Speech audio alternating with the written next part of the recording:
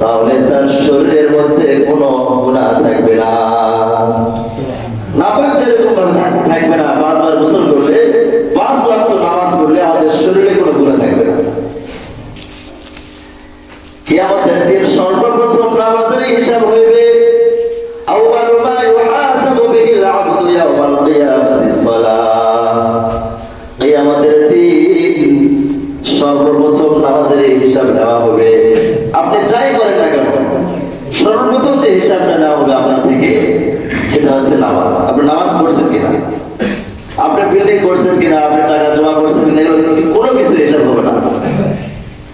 একজন ব্যক্তি পৃথিবীতে কোনো কিছুই কামাই করে নাই, কোনো সম্পদ কামাই করে নাই, কিন্তু সে নামাজ পড়ছে, সে আখিরাতে নাজাত পেয়ে যাবে। আর যদি কোনো ব্যক্তি দুনিয়াতে অনেক কিছু করছে, সব কিছু করছে, অনেক মানুষের দান খয়রাত করছে, অনেকের সেবা করছে, এগুলো ভালো কাজ, কিন্তু সে নামাজ পড়লো না, তাহলে সে কখনো নাজাত পাবে না। একজন ব্যক্তি দেখা যায় অনেক ভালো মানুষ, মানুষের খুব কল্যাণ কাজ, টাকা দান করে, মসজিদে টাকা দিচ্ছে, সব কিছুই করতেছে, এটা সে মনে করতেছে যে এটাই হতো আমার নাজাতের একটা মাধ্যম। অনেক নেতা বা অনেক চেয়ারম্যান মেম্বারদেরকেও দেখা যায় এরকম, তারা দান খয়রাত করতেছে এবং নিজেকে এটাই মনে করতেছে আমি তো মসজিদে এত টাকা দান করলাম, তাহলে এটাই হচ্ছে আমার নাজাতের মাধ্যম। আমি মসজিদে 1 লক্ষ টাকা দান করলাম, এটাই হচ্ছে আমার নাজাতের মাধ্যম। নাজাতের মাধ্যমের কথা রাসূল সাল্লাল্লাহু আলাইহি ওয়াসাল্লাম ঘোষণা করেছেন নামাজের কথা বলে। নামাজ পড়লে সে নাজাত পাবে। একজন ব্যক্তি যাকাত ফরজ, যাকাত দিলে সে নাজাত পাবে। হজ ফরজ, হজ করলে সে নাজাত পাবে।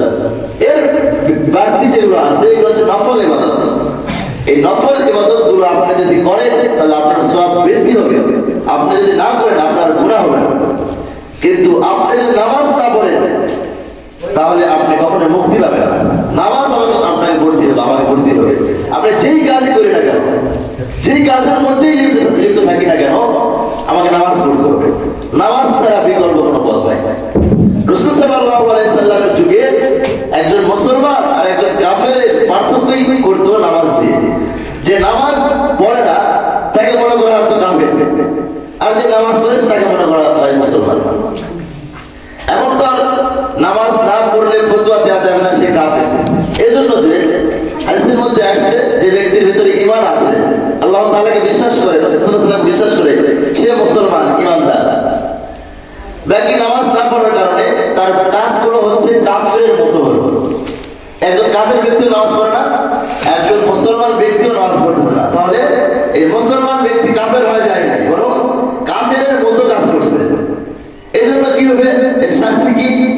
কাফেররা যেরকম প্রাথমিক অবস্থায় জাহান্নামে যাবে এবং সর্বদা তারা জাহান্নামে থাকবে, আর একজন মুসলমান কাফেরের মতো কাজ করার কারণে সেও প্রাথমিকভাবে জাহান্নামে যাবে, কিন্তু তার ভিতরে ঈমান যে আছে এই কারণে একদিন না একদিন সে জান্নাতে যাবে। কিন্তু একটা জিনিস মাথায় রাখতে হবে আমাদের, জাহান্নাম এত সহজভাবে নিলে হবে না যে যাই মুসলমান তো একদিন না একদিন জান্নাতে যাবো, এইভাবে নিলে হবে না। একজন মুসলমান এই চিন্তা করলে হবে না জাহান্নামের কথা শুনছেন কিন্তু জাহান্নাম আমার দেখে নেই, ওই জাহান্নামের ভয়াবহ